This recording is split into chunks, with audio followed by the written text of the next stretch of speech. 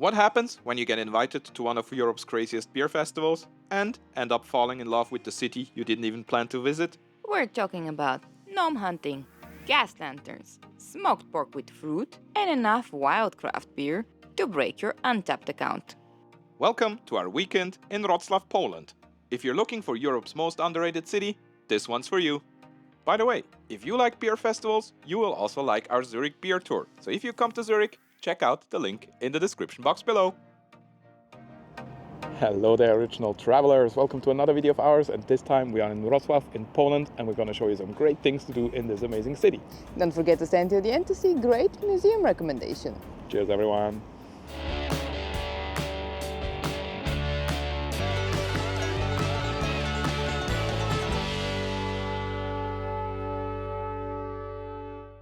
First thing we noticed, the tiny dwarfs everywhere. Wrocław is home to over 800 bronze dwarfs, originally created as a form of protest against the communist regime in the 80s by the Orange Alternative Movement. And now they've become local legends. You'll find them doing all sorts of stuff, just like us. Drinking beer, reading books, sleeping on benches. I don't remember the last time I slept on a bench. I also don't remember you reading a book. There are many interesting museums you can visit in Wrocław. For example, the Wrocławice Panorama, which looks like a spaceship landed in the middle of a historic square. Another great museum is the National Museum. We just admired the exterior on this trip, but this place is one of the most important art museums in Poland, loaded with everything from medieval Silesian sculpture to 20th century Polish art. And then it was time for our main reason to come here, the Beer Geek Madness. Held in a former tram depot, this was easily one of the wildest, most chaotic and most beautiful beer festivals we've ever been to. We were honored to be invited and booked our flights faster than you can say double dry hopped triple IPA. Nearly 50 breweries from around the world were pouring, from heavy-hitting locals like Stu Mostów, Monsters and Funky Fluid, to international legends like Finback or Mesorem. They are from Montreal. We have a video about them, so check it out in the description box below. The selection of game meat at the food stalls was fantastic, but what was really cool was making our own cheese and beer pairing. Give us a comment or reach out to us if you're interested in organizing something like this for yourselves. The next day started with a free walking tour of the old town. This city's history is wild. It's been Czech, Polish, Austrian, Prussian, German, and back again. British historian Norman Davies once called Wrocław Europe's microcosm, and after walking around for 2.5 hours, we got why. Our guide took us through the stunning Gothic town hall at the main square, showed us where the salt used to be traded at Solny Square, and took us through a haunting old butcher's alley called Jatki. We also walked around the beautiful University of Wrocław and the Ossolineum, which is a historic library and a cultural center, and after that we went to our favorite stop on any tour, the Market Hall. Make sure you have change for great Polish grandma pastries and a special place that you might want to visit on a long tour. We wrapped it up on Cathedral Island, Ostrów Tumski, the oldest part of town with its remarkable cathedral. On the tour, you will also cross many different bridges, and you will find out why this city is called the City of 100 Bridges. They even called their craft brewery that name.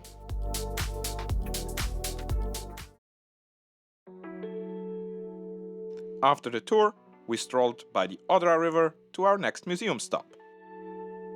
Soaking in floating cafes and colorful murals, Wrocław really knows how to surprise you. Oh, and obviously we saw more bridges. Our next museum stop had to do with something really interesting, especially if you love beer: water.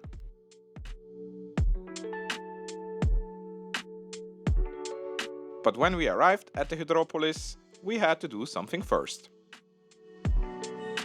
We stopped for some cheesecake at the museum's cafe before we went inside. It's actually called Sernik, and believe me, they are not shy on portions there. Very tasty as well. Hydropolis is a science center all about water, located in a former underground drinking water reservoir from the 1890s. Now, it's this modern interactive space with 3D models, projections, light installations, and it's huge. From deep sea exploration, which I really enjoyed, to how cities manage water, it covers it all. Opened in 2015 and honestly, way cooler than expected. You can also once again learn about the city's history here, maybe even some darker parts, but they are really important to know. And then it was time to go back to the festival, at least for me. Simona needed some more fairy tale old town vibes.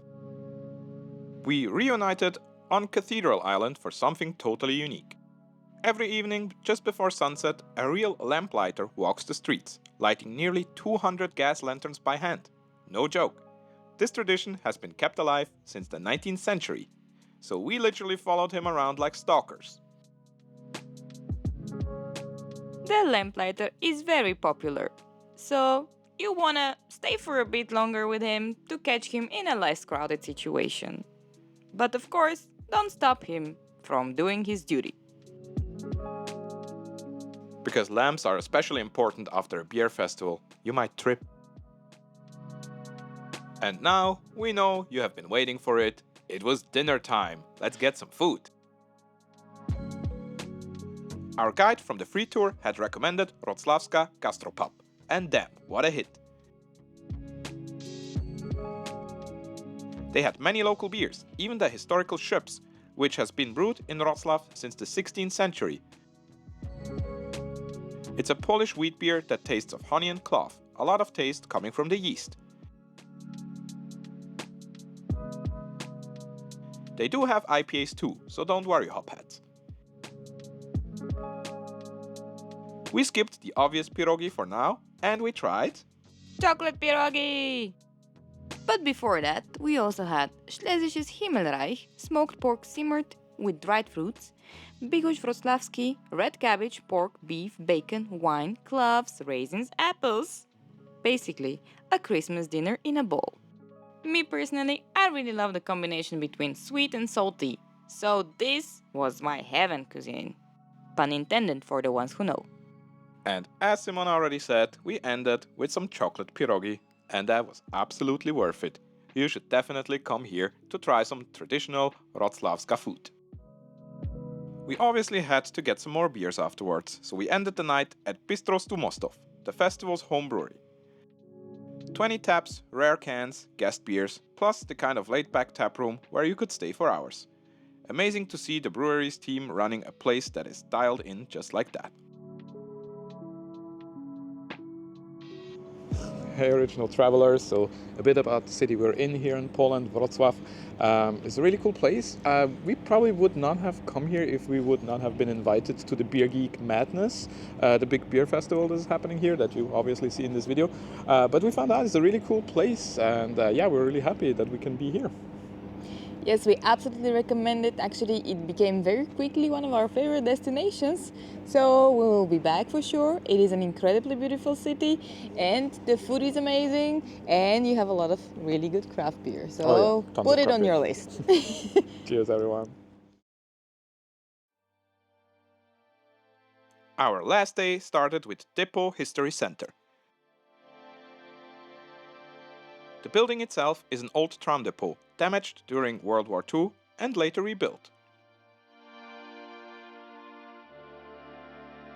But more importantly, in the 1980s, this is where the Solidarity movement began in Wrocław.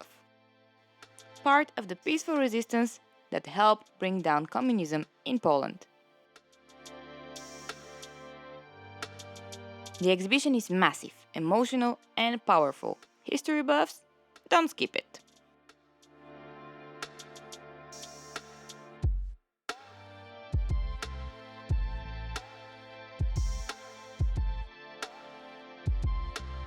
For the last meal of our trip, we hit OdNowa Bistro, tucked inside a train viaduct. I obviously started with a local beer, a juicy hazy IPA by Bierband, perfect to kick off the meal. We shared plates that blew us away. Silky beef tartare with tangy mustard seeds, young cabbage with crispy chili pork that had the right kick, and wild boar rillettes with a sweet plum twist. The grilled asparagus bathed in buttery truffle sauce was a highlight too. And for dessert, karpatka, a fluffy cream puff with tea custard and delicate flower pollen. By the way, we recently started a tea tour. If you want to know more, the link is, of course, in the description box below. We weren't ready to leave yet, so we explored the area around the viaduct. Turns out it's full of amazing pubs and restaurants. What a cool neighborhood! First up, Kraft Daily Pub, a laid-back spot with their own contract brews, tons of guest taps, and good street food. Super friendly crew, good atmosphere. And the last stop, fam, pizza and craft beer. 18 taps, a wall of cans, and great Czech beers like Nozip and Tam Tam, the latter making some of the coolest can labels in the game. We weren't hungry, but we couldn't resist a scacciata with rosemary, mozzarella and olive oil. Perfect snack, perfect ending. Thank you so much, Wrocław.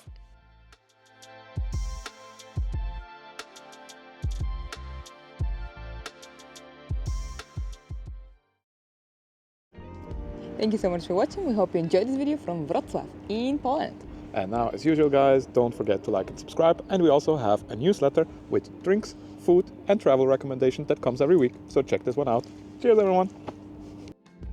Our bonus tip for this video is to subscribe to our channel and see our next videos. We're staying east.